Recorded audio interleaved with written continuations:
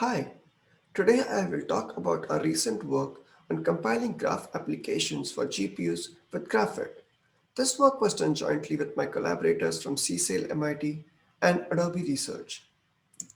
Graph and graph applications power almost everything around us, including recommendation and search engines, map searches, and fraud detection. The quality of service of these applications depend a lot on their performance, and hence it is critical to choose the right set of optimizations when implementing them. The exact choice of optimization depends not only on the algorithm to run, but also on the variations in the graph input.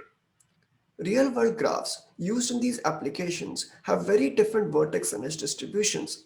For example, we typically see power law degree distribution in graph depicting social networks. Road networks used in maps, on the other hand, typically have bounded degree distributions. Similarly, the algorithms commonly used also have different features. For example, PageRank is an example of a topology-driven algorithm where each vertex is processed every round. Shortest path, on the other hand, is an example of a data-driven algorithm where only a subset of the vertices are processed every round. Each combination of these algorithms and graph requires different optimizations. To navigate this vast space of optimizations, we previously built the Graphit domain-specific language and the compiler. The key features of Graphit is that it separates the algorithm representation from the schedule. The programmer writes in an algorithm language what to compute. The programmer also writes a schedule in the scheduling language, which is how to compute. Both of these are then fed into a specialized compiler that generates high performance C++ code to run on CPUs. The developer can then change the schedule slightly to generate entirely different implementations with completely different optimizations. The Graphit algorithm language is an imperative language with data structures and operators tailored to the graph domain. We have data structures like the edge set, which is used to hold the actual graphs to operate on. We also have the vertex sets, which hold a subset of the vertices to be processed in each round. For example, in applications like breadth-first search, these data structures are abstract in the sense that the algorithm language and the operations to be performed on these data structures are independent of the underlying representation. The edge set can be represented as CSR, COO, block CSR, and so on. Similarly, the vertex set can be represented as a bitmap, bool map, or a compressed sparse queue. The compiler chooses the appropriate representation based on the optimizations applied. Graphit also has support for a priority queue data structure to support processing vertices in a fixed order either for correctness or optimization. Graphit also has operators or primitives like the vertex set.apply or edge set.apply, which are, as their name suggests, allows applying some function or operation to each vertex or edge in a set respectively. Just like the data structures, these operations are also abstract, and their actual implementation is generated by the compiler based on the optimizations applied. Finally, Graphit language allows the user to write user-defined functions or UDFs to specify the actual computation to be performed on each vertex or edge. These UDFs are transformed heavily by the compiler to fit the call site and optimizations. We will discuss some of these transformation in the talk ahead. For the optimizations, the user can annotate these operations with tags like shown between the pound sign. These tags can be then referenced in the scheduling language. The scheduling language is embedded in C++ and allows the programmer to call functions to configure parallelization, direction of iteration, cache and NUMA optimization, among many others. The algorithm language is first passed by the compiler to produce an internal AST or abstract syntax tree representation. A variety of analysis, transformation, and lowering passes are invoked on this AST depending on the scheduling input given by the user to produce a final AST which is then sent for code generation. Unlike the other library frameworks, the Graphit TSL compiler is able to perform whole program analysis and transformation, which makes it easy to combine optimizations, resulting in a wider scheduling space.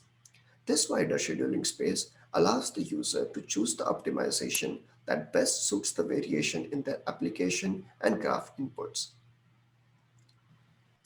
Another variation that is typically encountered in this application domain is variation in hardware features. For example, when running a topology-driven algorithm like PageRank on social graphs, all edges originating out of every vertex in the graph is processed every round. These kind of applications have massive amount of parallelism, often access memory in a coalesced manner, and have a regular work distribution, and are thus well suited to run on GPUs. On the other hand, applications like single source shortest path, when running on road graphs, process very few vertices and edges each round, offering very little parallelism and are thus well suited for running on CPUs. Unfortunately, when exploring these variations, the developer has to rewrite the implementation in an entirely new language using completely different abstractions like CUDA. Even within the GPU space, there is a plethora of optimizations, and applying each manually and writing the complete implementation is time and effort consuming. There is currently a lack of a single framework that can generate the code for both CPUs and GPUs from a single input.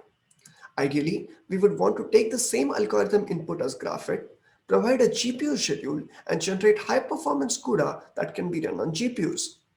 To achieve exactly this, we built G2, the GPU extensions to the Graphit compiler.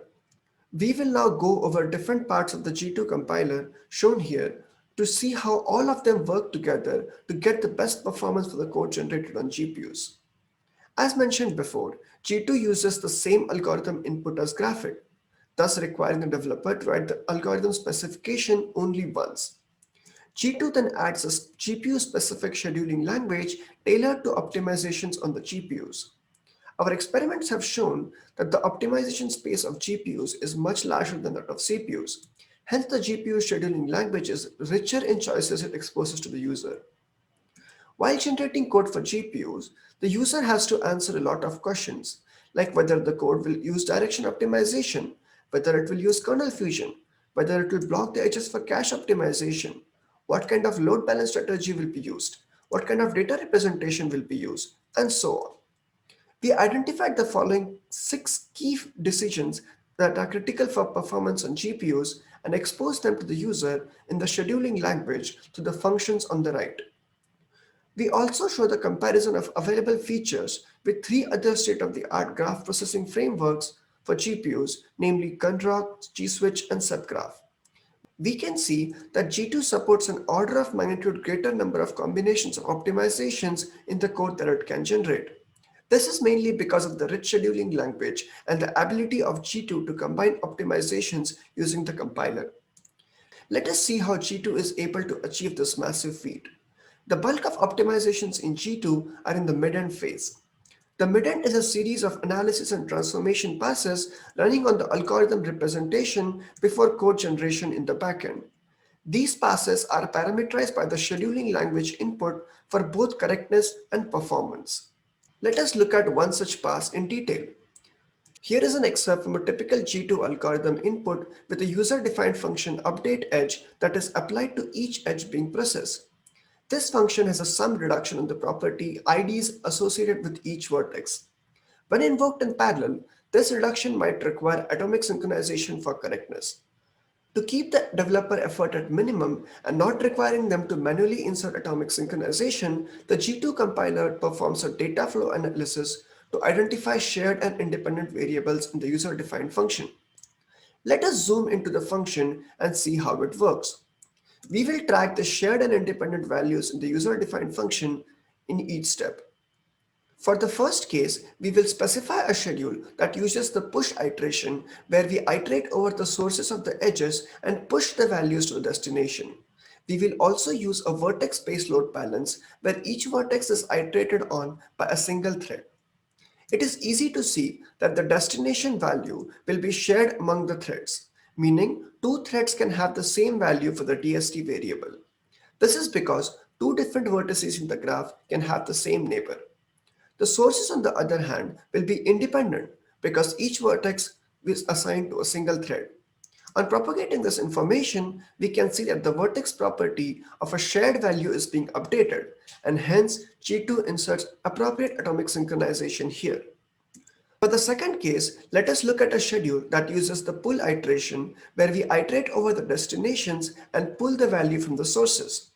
We will again use the vertex-based load balance. In this case, the destination will be an independent value and the source will be a shared value. On propagating the information, we can see that the vertex property of an independent value is being updated. This means that two threads will never conflict in the memory location they update. So the compiler does not insert atomics here to avoid the performance overhead. Finally, let us look at another case where we use a push iteration and TWC load balance, where the edges from a single vertex can be assigned to multiple threads. In this case, both the source and destination are shared values, and the compiler inserts atomic synchronization for the update to preserve correctness. The Midend optimizations has transformation and analysis that are common to both CPUs and GPUs. The GPU backend, on the other hand, has all the GPU-specific analyses and transformation, a CUDA code generator, and a runtime library for running on GPUs. Let us look at an example of a GPU-specific analysis and a transformation. Here is a typical host-side code for an application like BFS containing a while loop. On the right, we show the naively generated code for this loop. We can see that the code allocates and deallocates memory for the vertex set variable each iteration. But these calls to CUDA malloc and CUDA free are very expensive, unlike on CPUs. But if we look at the code carefully, we can see that we don't need to allocate and free the memory every round. We can simply reuse the memory allocated for the variable frontier to be used by the variable output. But before the compiler can automatically do this optimization, it has to figure out whether it is safe to do so. Mainly, it has to answer if the input vertex set can be used again. The compiler uses a classic liveness analysis to figure this out. We will create the live ranges of all the variables of the type vertex subset inside the while loop. On doing so, we can see that the variable frontier and output have disjoint live ranges, and thus the compiler can conclude that they can reuse the allocated memory.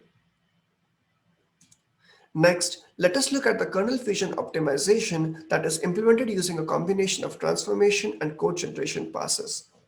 Recollect the example of single short-shortest path running on road graphs. We remember that very few vertices are processed each round, but we have to launch a separate CUDA kernel for each iteration to perform very little work. This leads to a problem that the kernel launch overheads start dominating the execution time. We can get around this overhead by launching a single CUDA kernel for the entire while loop. But before we do that automatically in the compiler, we have to determine if the transformation is valid and how the code would have to be changed to implement this optimization. We have to mainly ensure that each step inside the while loop can be performed correctly on the GPU. For example, we cannot perform dynamic allocations and deallocations on the GPUs. This is where the frontier reuse analysis that we saw before comes in handy by eliminating the redundant allocations. We also ensure that the loop doesn't have any I/O, graph loading, or graph transformations because these cannot be performed efficiently on the GPU. On identifying an ideal candidate for kernel fusion, we move the while loop to a separate CUDA kernel. We also insert prologue and epilogue in the generated CUDA kernel to copy local variables from the main function to the GPU from the CPU. We also insert calls to CUDA memcopy on the host side to assist with these copies. Successfully implementing kernel fusion has yet another challenge. Since we're launching a single kernel for the entire loop, we have to launch it with a fixed number of threads. But each step in the loop requires different number of threads depending on the operation they perform. To get around this, we insert an outer loop around each step that multiplexes the fewer threads into a larger number of virtual threads suitable for the task. Graphit semantics also require that each statement inside the loop have a control dependency. We insert appropriate API calls to synchronize the thread hierarchy. Finally, the last piece of the puzzle is the runtime library. This library has efficient implementations of functions for load balancing, vertex subset management, and priority queue management, among others. Even though these are very complicated, we observed that they do not have much variations depending on the schedule. To reduce the complexity of the compiler and the code generator, we move them to a runtime library where the generated code can simply call them. With these techniques combined and the existing CPU infrastructure of the Graphit, G2 is able to generate high-performance code for both CPUs and GPUs from the same representation. Let us now see how G2 generated code compares in terms of performance. For the performance evaluation, we compare the execution time of the code generated from G2 with three other state-of-the-art frameworks, Gunrock, GSwitch, and SubGraph. We run the evaluation on 5 algorithms and 9 datasets. We also run the evaluation on two different generations of GPUs, Pascal and Volta, to show portability. The heat map here shows the relative slowdown of each of the framework as compared to the fastest framework in the category. A number 1 in green means the framework performs the fastest in the experiment. A number like 4.28 in red means that the framework performs 4.28x slower than the fastest framework. A gray square means that the framework doesn't support the particular algorithm or graph input. We repeat the experiments on all of the 9 datasets and the 5 algorithms, and here are the results. We also repeat the experiments on the Volta generation GPUs, giving us a total of 90 experiments. G2 performs the fastest on 65 of these experiments. Next, we will also show the number of lines of code required to implement these algorithms in each of the framework. For G2, we include both the lines of code required for the algorithm and the schedule. We can clearly see that G2 can get great performance with far fewer lines of code as compared to the other state-of-the-art frameworks. In our paper, we have a further deep dive analysis where we show the performance improvement from each of the new optimizations that we introduce in G2 separately. With this, I will conclude my talk. I would like to thank the sponsors of this research and would also like to point out that G2 is available open source under the MIT license at the following URL. Thank you.